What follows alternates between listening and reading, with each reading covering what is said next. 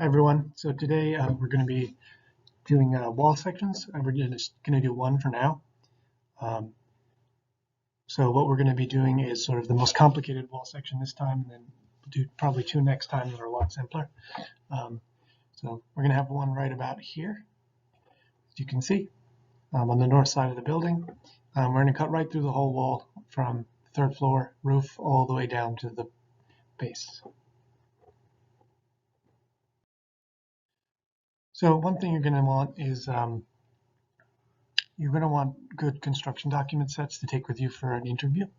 And these are going to be your real money makers here, these wall sections, to show that you can competently put together a wall section, and you want to be able to show that. So the way we have it laid out is there's going to be, you're going to turn it into portrait mode. So you're going to turn it on its side, right? And then we can just, these can be much larger. So these are at a 1/2 inch scale. I believe the older documents were on larger paper. You might have to use a little bit different scale, but there'd be 2 on this one and 1 on the next. So that can just be 109 and 109A, however you choose to name them. But let's put this right side. So there are a few things you should really take away from this broader wall section shot right here. Number one is make sure you have your grid lines, and make sure that they are falling correctly right on top of this beam when you draw the beam in. That's important because then it'll kind of show that you know how a roof, the structural things all come together. So one of the things you also want to do is sort of make sure datum lines are correct, right? These are going to sit right on top of the slab, and this is going to be right on top of the masonry up here. So another thing you might want to include, or you should include, is sort of overall floor-to-floor heights here, and sort of any relevant dimensions that you really think should be shown. For example, these are going to have windows in them. Make sure you include windows in your section so that your contractor will know like general heights, and you can have that here. So here's from the datum line to the base of the window to the top of the window. Make sure that's all included, and if your windows aren't exactly where you've cut the section, just move a window there or something, and just make sure that it's represented. So we can start really here with the top. Probably the most common thing that's going to be a little irritating to do is sort of drawing in the truss system, and sort of making sure everything is correct. So once you've done the truss system that you've drawn in place, you can put the insulation in. Hopefully your wall sections will already be cut with most of this correct. If not, that's all stuff you're going to have to draw in yourself, probably using filled regions and stuff like that, just to make it perfectly accurate. Once again, as I mentioned last week, this is sort of representing things that Revit doesn't really do too cleanly. So up here, you're going to have to make sure that everything is represented correctly. Get as much as you can. For example, the rigid insulation and the metal decking are crucial. And then the roof that sits on top of the truss system itself, right here. So that's some of the most important stuff that you really need to get. And in addition, you want to show this beam here. As you can see, what I mentioned earlier, not the line that I'm drawing, but the actual grid line goes right through and sits on center on the beam here. That's probably the most important part here. And then, typical ceiling tile dimension there. And then, making sure you call out every single aspect of your roof system here. Right, so metal roof, sleepers, which I'll show in a sec, waterproofing membrane, the gypsum board exterior, and then rigid insulation, and then metal decking. and of course metal fascia, metal soffit. And then ceiling system, suspension wires, the beam, which is probably W16, maybe W12, depending on the size of the building, and then insulation and the roof trusses. So just to make it clear what you're actually drawing here, so you actually sort of know what you're making this on the bottom right-hand corner here. So here's your bottom of your truss here, which corresponds to that. And then, here's the top of the truss here, right? And then, of course, the beam here is this guy here. So just make sure that that's clear in your drawings and you have all those aspects in there and the construction of it. Make sure everything's called out at least once on each of these drawings. You notice that sort of the wall section, the actual wall itself, nothing is called out here yet. Make sure that this is top of masonry. It could also be top of masonry, top of steel, but it would have to be at least top of masonry. In case you were wondering what sleepers were, the person who did this last time put sleepers in. Those are these.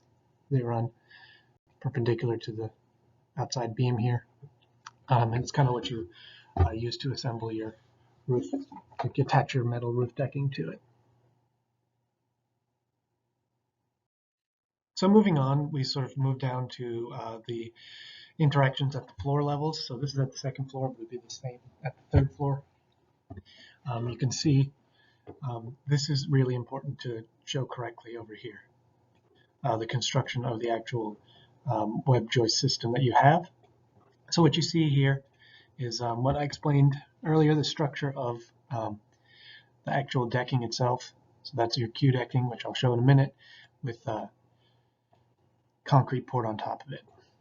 And then under that is the web joist, your slung, right, that sits on top of the beam here, right? Then you have your ACT system hanging from that. So that's probably the most important thing that you want to show here. You're going to want to show the flashing in the lintels too, if you can. This is probably a good place to do it. But once again, really kind of nailing that interaction between the web joist and the beam and the concrete decking with the Q-deck and the suspended ceiling system is really crucial, showing on each of these floors, so the second and third.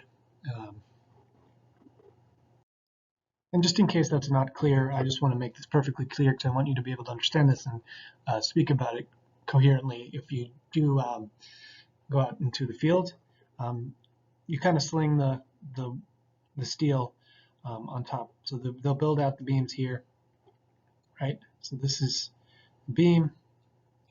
That's this guy here. And then you rest sort of the web joist within, right? It goes down,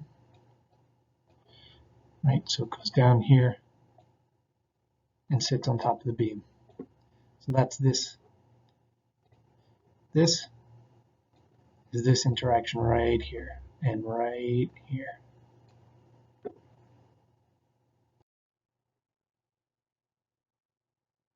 And then, of course, from that, you have the suspended ceiling. This is tube steel up here, but just roughly runs the same.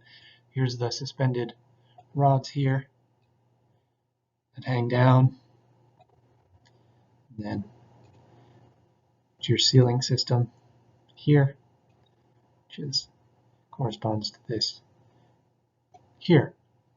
Once again, you'll kind of see that the wall construction isn't really shown here yet. We'll do that on the next one. So here's another essential part of the drawing. This is sort of where you're going to show the construction of the wall and the foundation. One thing you just need to make sure is that every single thing is annotated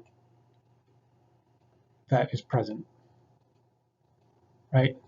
So everything that you would use to construct this wall, so from the inside to the outside, you'd go, gypsum, metal studs, a gasket if you have one between the foundation and or an isolator between the foundation and the slab, and then there's CMU, rigid insulation, 4-inch face brick.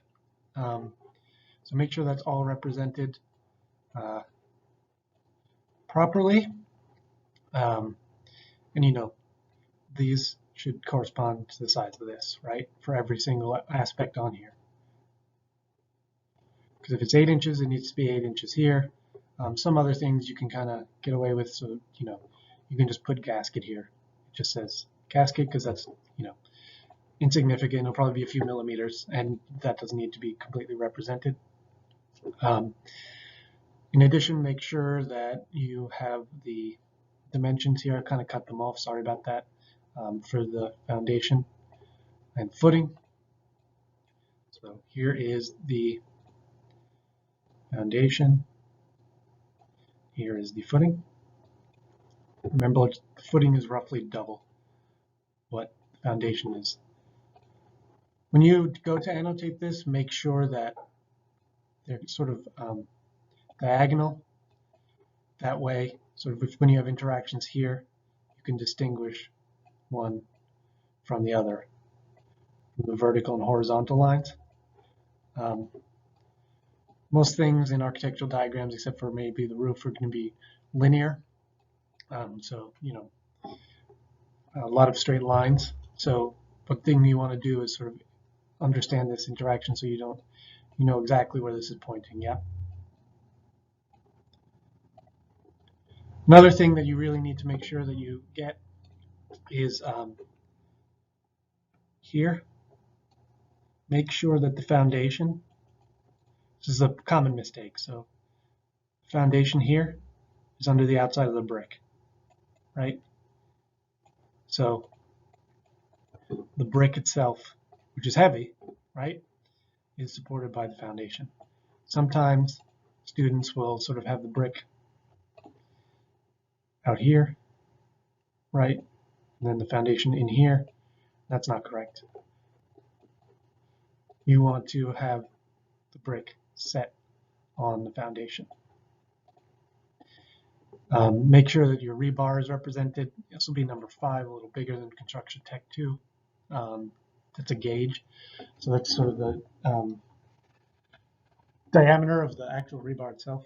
Make sure you have it tied in both ways. So this one is distant because it's dashed.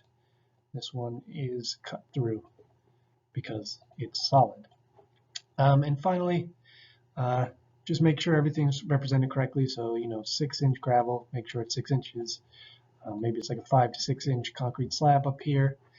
Make sure that's correct. Again, make sure your datum lines are all correct. You'll see here, we spoke about this in lab a long time ago, probably like the second week. This is the keyway, right? So that the actual foundation and footing sort of link together without being one solid monolithic piece. That's just about it. Make sure you have everything represented, and have the drain here, with, the gravel poured around it. And that's about it. It's pretty simple, but it can be tedious cleaning up all this stuff. So we'll do 1 this week and 2 next week. Probably if you'll get a job right out of school or you'll get an internship, you'll be doing stuff like this, right? Be doing stuff like wall sections, and because it's the most tedious thing that you can do. So, but the thing is, it's one of those things that you need to get perfectly right, because the details are really what matter, and 1 or 2 lines on a piece of paper can cost your boss and you a lot of money. You can add a weep here if you want. That's up to you, but just make sure everything is represented in your drawing. And it's dimensioned. And that's it. And I will see you next week. Great.